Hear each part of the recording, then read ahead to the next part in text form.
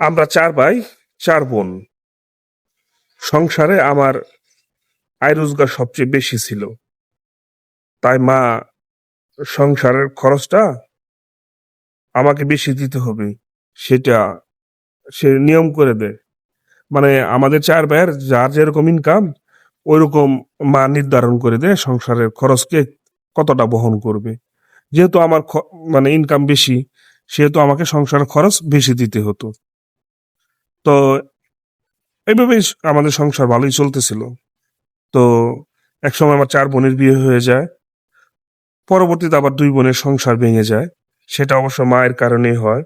মা নানান সময় নানা কুবুদ্ধি, কুপরামর্শ দিয়ে মানে তাদের সংসারটা, আমার 2 বোনের সংসারটা ভেঙে যায়। মানে আমার 2 বোন তার বাচ্চা-কাচ্চা নিয়ে আমাদের বাড়িতেই চলে আসে। তো একসময় হয় কি, আমার যে অন্যান্য 3 ভাই আছে, তারা আসলে মানে তাদের স্ত্রী সন্তান নিয়ে আমার মা আমার বোনদের সাথে মানে ঝামেলা হয়ে যায়, থাকতে পারে না। যার কারণে তারা আমার 3 ভাই আলাদা হয়ে যায়। কিন্তু আমি আসলে আলাদা হতে পারি নাই। তো আমি 12 বছর হয়েছে বিয়ে করেছি। বিয়ে মানে আমার স্ত্রী এবং আমার সন্তানদের ভাত-কাপড় ছাড়া আর কিচ্ছু দিতে পারি নাই। তো এটা নিয়ে অবশ্য আমার স্ত্রীর কোনো অভিযোগ ছিল না। আমার স্ত্রী কিন্তু এখনো শ্বশুর বাড়িতেই থাকে। তাদের বাড়িতেই থাকে। তাদের বাড়িতে একটা ঘর, পুরান ফার্নিচার-টার্নিচার নিয়ে সেখানেই আমার সন্তান নিয়ে থাকে। কিন্তু কোনো অভিযোগ করে না।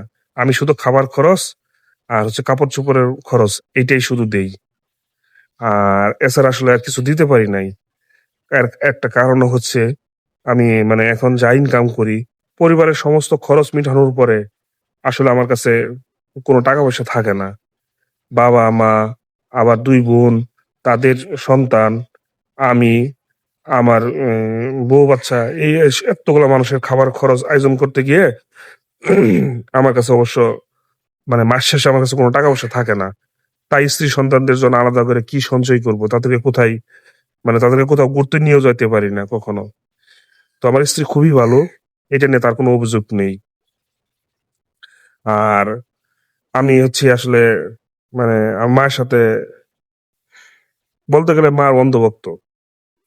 মানে মার কথার বাহিরে যেতে পারি না। এখনো এই বয়সে এসেও মানে মা যেটা বলে সেটাই করি। মায়ের বাধ্যগত সন্তান হয়ে এখনো থাকার চেষ্টা করি। মা যা বলে তাই করি। আমার সন্তানদের নামে একটা ছিল, মানে ডিপিএস ছিল।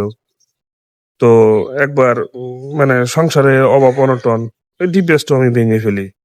এখন আমার মানে স্ত্রী সন্তানদের নামে আর একটা টাকাও কোনো মানে সঞ্চয় নেই। যেটা ছিল সেভিংস, ওটাও আমি ভেঙে ফেলি। মাঝে মধ্যে ধার কর্জ করেও মানে সংসার চালাতে হয়। তারপরেও মানে বাবা-মার কথার বাহিরে যাই না।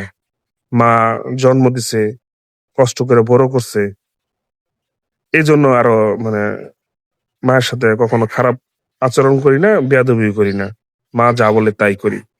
মায়ের পায়ের নিচে সন্তানের বেহেশত। তবে আমি একটা জিনিস বিশ্বাস করি, আমি যে আমার পরিবারের জন্য এতটা করতেছি, এতটা কষ্ট করতেছি, মানে পরিবারকে সময় দিচ্ছি, পরিবারের খরচ বহন করতেছি। ঠিক আছে? এই যে কষ্টটা করতেছি, আল্লাহ তাআলা চাইলে একদিন আমারও সবকিছু হবে। আমি সেই আশায় আছি। আল্লাহ তাআলা একদিন আমার সবকিছুই ফেরত দিবেন। সুদে আসলে। সেই আশায় আছি, সেই বিশ্বাস আমি রাখি এবং আল্লাহ তাআলা আমাকে দেখবে। সেই বিশ্বাসটা আমার মনের ভিতরে আছে। সবাই ভালো থাকবেন, সুস্থ থাকবেন। আসসালামু আলাইকুম। আমার জন্য দোয়া করবেন সবাই।